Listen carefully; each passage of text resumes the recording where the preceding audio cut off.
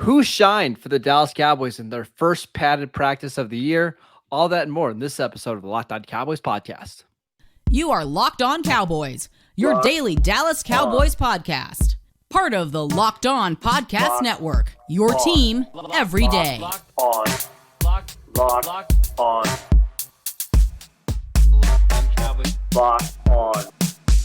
Cowboys. Welcome back to the Locked On Cowboys podcast, part of the Locked On Podcast Network, your team every day. We want to thank you for making us your first listen of the day. We are free and available on all platforms. I am Marcus Mosher. You can follow me on Twitter at Marcus_Mosher. Make sure you guys are checking out Landon McCool at Cowboys Camp on Twitter at McCoolBCB. Landon, you were there for the Cowboys' first padded practice of the year. How did it feel? It felt good. It felt good to be back. It felt like football was back. It felt like, we're getting closer and closer to, real football. Even today, there are pads on, there's pads popping, but it's not full contact. It's not takedown yet, but it's still, as we get every single day, we get closer and closer to real football. And I'm certainly excited about that. Yeah, so we got a lot of things to talk about, standouts on both the offense and defensive side of the ball, but we've got some breaking news that we have to talk about. James Washington, the receiver that the Cowboys signed from the Pittsburgh Steelers this year in free agency, he fractured his foot during practice on Monday. The expectation is that he's going to have surgery on Tuesday. The Cowboys believe he could be back in about 10 to 12 weeks with the Jones fracture. Lana, how much does this impact the Cowboys wide receiver core going into the season? Well, it certainly impacts it. I mean, I think, we'll talk a little bit about how some of the down roster folks have done in practices lately, and I think that's encouraging. But, I think it's hard not to look at this wide receiver room right now, even before James Washington was hurt, and look at what you have at the very top of the roster. The depth chart, and then at the very bottom of the depth chart, and feel good about that. But it feels like there's a huge hole in the middle. I mean, without Gallup here, without being sure about Tolbert, you just don't really know what's going to happen in the kind of wide receiver 2 through wide receiver 4 spots. Mm-hmm. And at least Washington was a professional football player answer. Some of these other guys have never started games before or never played on a field before. Most of them. Here's the state of the Cowboys' current receivers. This is the list of every receiver, every active receiver that has caught a touchdown in the NFL. CeeDee Lamb. That's it. That's the list. Oh, I thought my headphones cut out. No. Terrence Steele has more touchdown receptions than the rest of the wide receivers combined. I actually am shocked that Noah Brown hasn't caught at least one touchdown pass. But yeah, I mean that's I guess not that surprising outside of Noah Brown because no one else has really gotten into a game.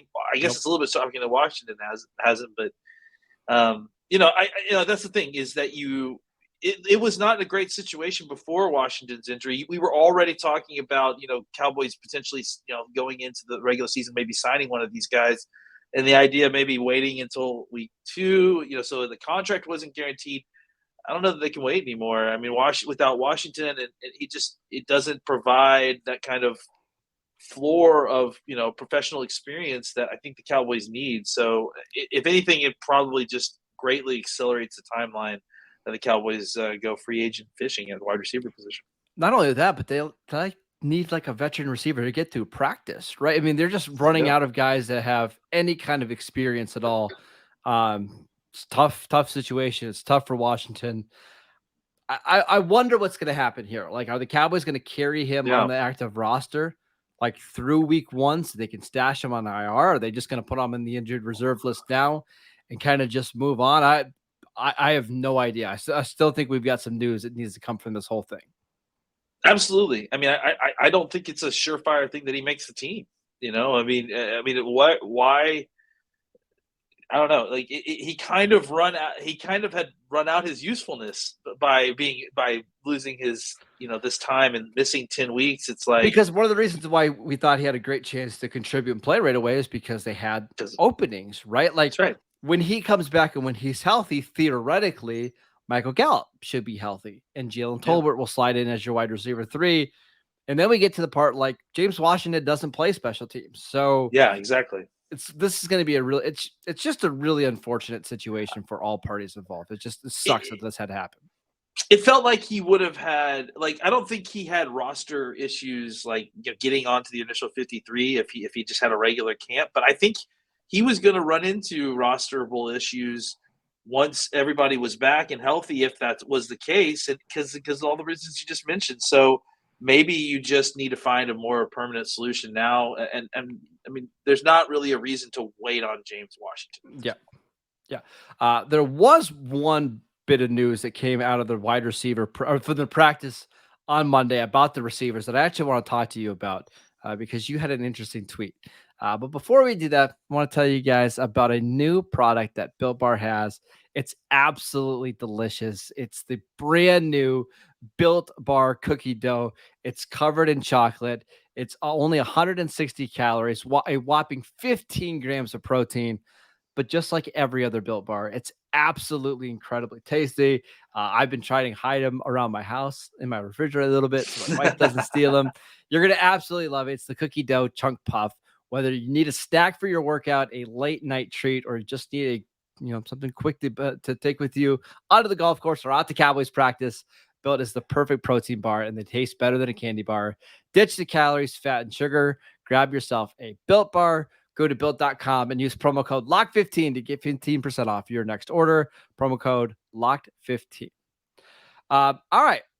One good bit of news from the Cowboys at practice is CeeDee Lamb, pretty good. I saw your tweet that said 88 is elite. Seems like he was just dominating practice in ways that the Cowboys absolutely needed to do. So what did you see from him in practice? I mean, I think if the first week is any indication, the one thing we don't need to worry about in this passing attack is Dak to CeeDee Lamb. I mean, that looked unstoppable at times. Dak himself looked very sharp. I mean, he was just putting the ball on receivers, and I think that's notable because Dak has a history of being not the best practice quarterback. I mean, he's been known in the past to not necessarily because he isn't good at practice, but more because he likes to take chances in practice. He likes to really kind of stretch the boundaries of what he thinks he can do just to kind of test himself. But Dak looked incredibly sharp, especially, like I said, with CeeDee Lamb. They were finding each other everywhere, just like over the shoulder, going down the field, across the middle, up the field. I mean, it was just they definitely are making a concerted effort to get 88 the ball and find ways to make it easy for Dak to get 88 the ball. So that's the one thing where you can feel pretty good about that connection. It seemed like it's in midseason form. Yeah, the Cowboys are going to have no choice. They can't allow teams to take CeeDee Lamb out of games, where if they're going to double him, the Cowboys got to find ways to move him around to make sure that they can't double him because he's really the only guy in the passing game that gives you some explosive playmaking. Well, there's another guy. What about Tony Pollard? I saw a couple of clips today from some people out there, a couple of long runs, a couple of nice receptions in the passing game. Where can you report that the Cowboys were using Tony Pollard in practice? I can report that they were using him all over. I mean, he was lining up in the slot. I think I even saw him motion out wide at one point, if I'm not mistaken. He definitely was taking routes, taking his turn, kind of running routes. And then obviously his running back duties were a huge part of that as well. I think that is where I saw the most explosion from him today. But I think that the fact that we've seen, it's been fool's gold before. We've definitely been shown this before, and have them not necessarily turn around and use him that way as frequently. They're just not gonna have a choice. I mean, they're gonna have to, right?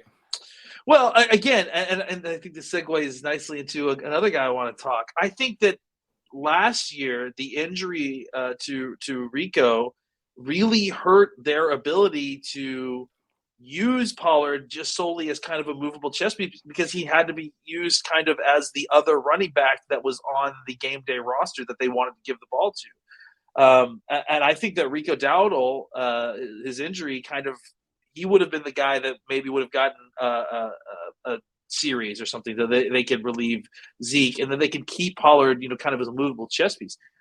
Dowdle is a guy who I noticed several different times today. Again, he's back. He looks just as quick as he did when he left.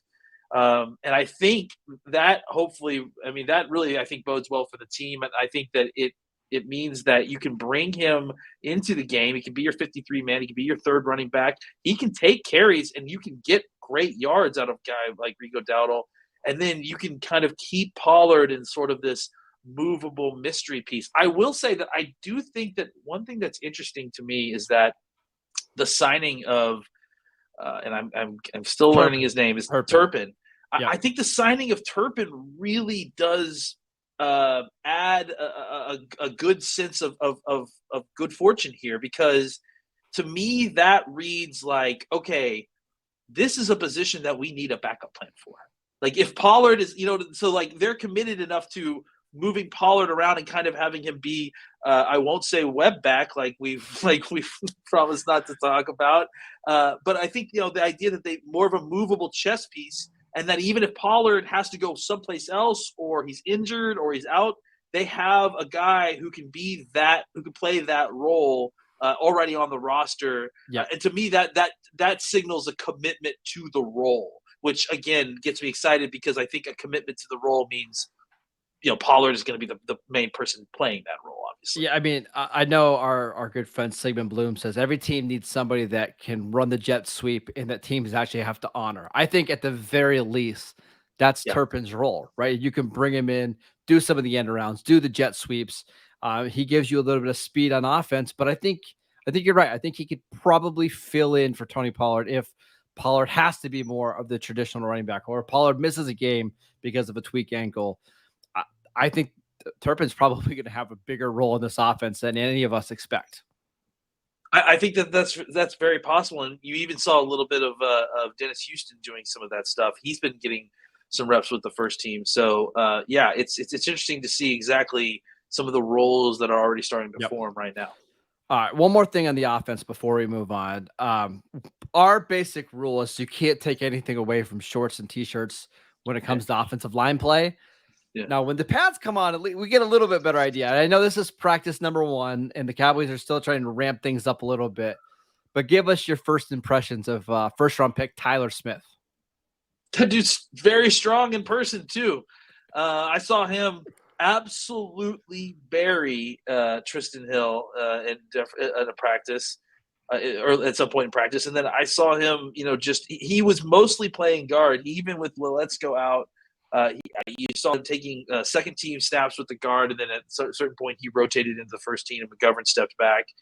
And he just, he's a big, strong dude. I saw another time where I think he was able to, come across the nose of a 3 technique on the backside of wide zone, which is not an easy thing to do. But I think, and it just seemed like he's working well in conjunction with the first team when he's in there. I think he is noticeably better. Obviously better than Connor McGovern. I think, that much is clear at seeing in person. I texted somebody that would know, that has seen some of these practices, and I said, same thing. Is Smith better than McGovern? They said, absolutely. So absolutely. I think the Cowboys like to do this. They like to slow play the rookies a little bit. They don't want them to just walk into jobs, but I would be, at this point, again, I know we're through one padded practice, but I would be floored if Connor McGovern started over Tyler Smith. Oh, yeah, absolutely. I think, look, they got to show these guys how to practice. That's part of doing this, right, is how to practice and how to do these training camp pads. This is the first practice they've had in pads.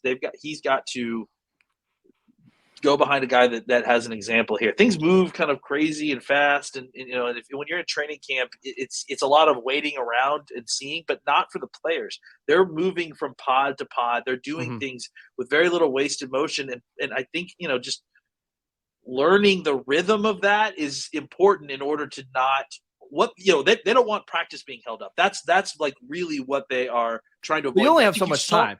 I think you saw that with I don't know if you heard, but they had that whole problem with the snap, right, where they couldn't get the snap off with, I think it was the third team, or it was Rush, right? Yeah, and I think they went through 2 different centers that they all snapped and fumbled the snap like 3 times in a row.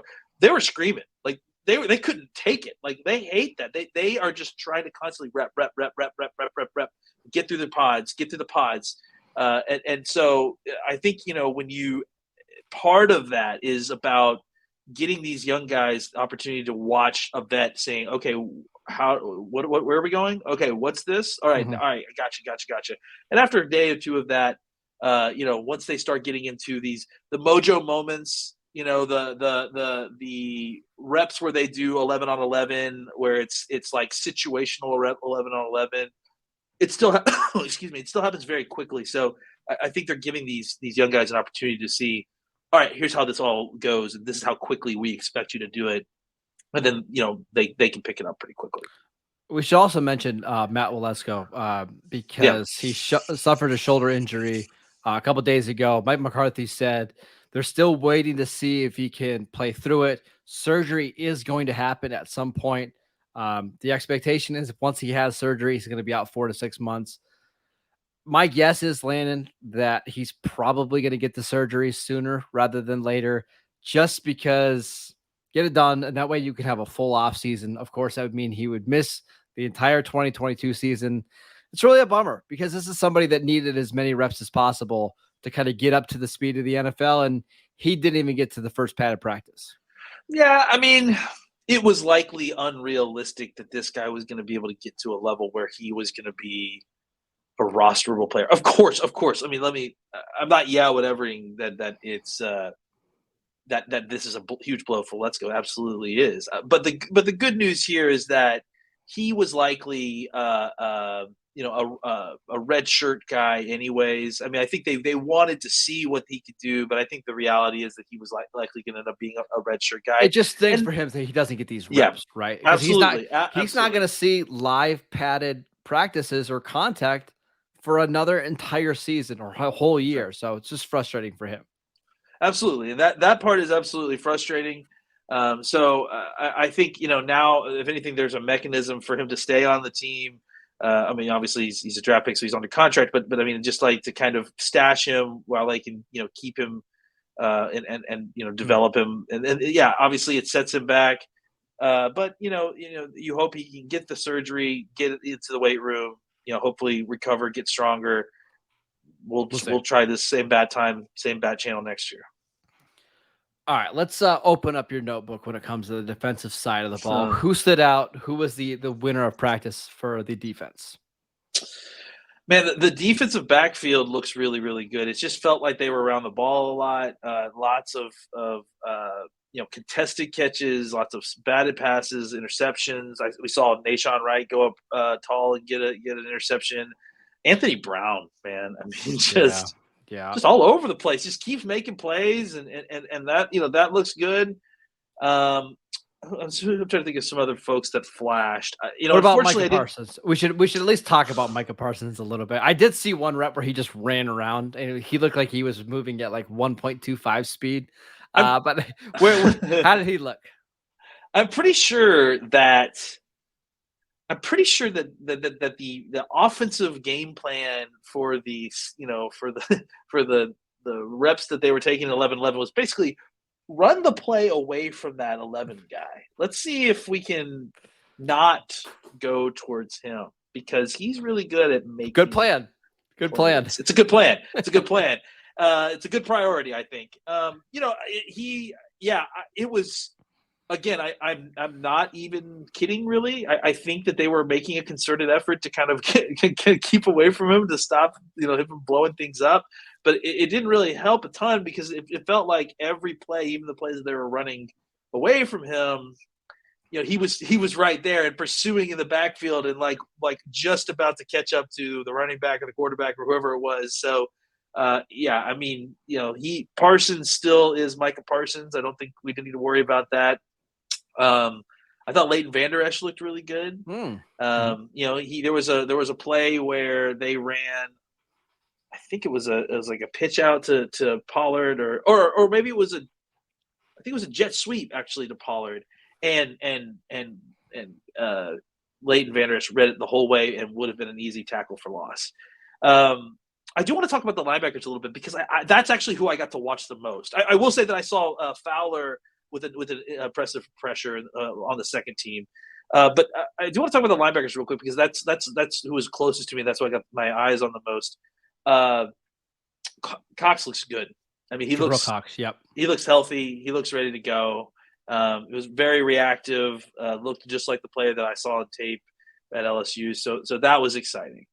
I think, and I think Jerry spoke about this today. And, I've got the quote. I've got the quote right here. Please. Okay. Go ahead. This is Jerry Jones on rookie linebacker Damone Clark. Yeah. He's going to be here a lot quicker than anybody thinks he is. And I think he's going to be here pronto. So we've got a good plan for him. And of course, his body's got to cooperate, but it's looking good. The reason I bring it up and the reason that the quote came at a very light bulb time for me is because I was watching Britt with Michael Gallup and they were off the cords and they were doing this thing where they were having him jump from one foot, like hop on one foot, right? And then jump to the other foot, right? And I think it's just like, getting trust and the stabilization of that, the knee or whatever. And they were having Damone Clark do the same thing. And Damone Clark, to me, like I watched it, not knowing again, like one of the other, I've had several mistakes that so far coming down here. One of the other mistakes I made was forgetting to come down with forgetting sunburn. And first sunscreen, not for you got sunburn. You forgot your sunscreen. Yeah, I forgot sunscreen. Getting a roster, right? Like because I like they hand out numerical a roster. Yeah, but they hand it alphabetical, right? So I always print usually a numerical roster because what am I, a psychopath? And 33 was the guy that was working out with Gallup with the whole time with Britt Brown, and I'm sitting there going, "Who's that?" Because he looks like he's basically on track with Gallup, and it was Damone Clark, and it was shocking because he looked to be moving pretty decent, and so when the quote came out, like I think which happened just right after that, it kind of confirmed that to me, and I was like, wow, this maybe he's even maybe the idea of him playing this season is not only not ridiculous, but it's going to happen. Like it's likely to happen. I mean, if you just figure the timeline of he goes on PUP, which he's already there right now. Yep. You're looking at like October. So it's 2 months from now, 8-9 weeks. Is it possible? I mean, there's a lot can happen over the next 2 months. I don't think the Cowboys are going to rush him onto the field that quickly. No. Because I would think they're going to want to get him, at least 2 to 3 weeks of practicing before he plays. But could they theoretically maybe have him on the field by Thanksgiving? It's possible. Yeah, I think that seems very possible at this point, just based on the language that we're hearing and based on what we see on the field. So, all of that, seemed like very positive stuff. And the linebackers in general seemed ready to go. Even Luke Gifford, I noticed in some of the plays, he's gotten better at kind of disengaging and using his hands a little bit. So is Cox, honestly. Yeah. He looked a little bit better with his hands than what we've seen in the past. So that was exciting to see. I should also just ask you really quickly before we head out about the pass rushers. We talked about Micah Parsons already. I saw some clips of DeMarcus Lawrence. I don't think we need to talk about him too much, but how did Dante Fowler look? How did Sam Williams look? And was there anybody else that kind of stood out to you? Yeah, unfortunately, I need to spend more time on the pass rushers because they just were kind of I was in a bad spot for where they were. So that's one thing I'm definitely going to try to get more intel on tomorrow is offensive line and defensive line play. But I will say that, like I said, Fowler stood out on a rep. I definitely saw Sam Williams multiple times kind of chasing things down from the backside. It's incredible speed. I'm trying to think of any other pass. John Oening was trying to get me to see Mike Tafoa, but I couldn't. I didn't. What about the defensive lineman? I saw Tristan Hill work with the first team a little bit on defense, but I'm assuming the Cowboys used a heavy rotation at defensive tackle, right? Yeah, it looked like. Unfortunately, the defensive tackle position is probably the position that I was able to see the least of.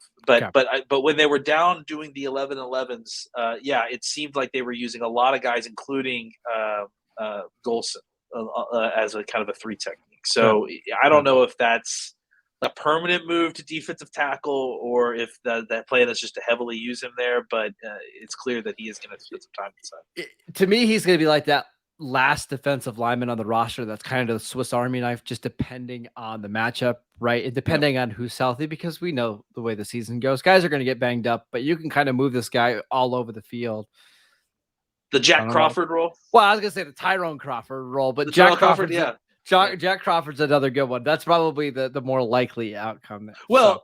Terrell was an inside like 1-3 guy, right? Wasn't Jack Crawford a 3 defensive end? Because that's more the kind of role that. Yeah, I mean, poor Tyrone Crawford. This is about the time of the season. Tyrone Crawford. Oh my God, yeah. I was thinking of Terrell McClain. Yeah. This is the time of the year where the Cowboys say, "Hey, Tyrone, I know you've been working out at defensive end, but we need you to gain 25 pounds before week 1 to start at 3 technique. Ready? Go." Yeah. At least they gave Golson a little more heads up than that. It feels like maybe. Yes. So the Cowboys will practice again on Tuesday. Landon's going to be there to have you covered. Make sure that you guys are following him on Twitter at McCoolBCB. We want to thank you for making Locked On Cowboys your first listen of the day. Now make your second listen to Locked On NFL podcast. Our national NFL experts and insiders keep fans dialed in with the biggest stories and the latest news from around the league, because an offseason doesn't equal a break in the action. We've got a lot of good stuff coming out of camps right now, so you're going to want to listen to that podcast. Again, check us out on YouTube, download the podcast wherever you get podcasts. Follow Landon at McCoolBCB. I'm at Marcus _Mosher, and we'll see you guys next time.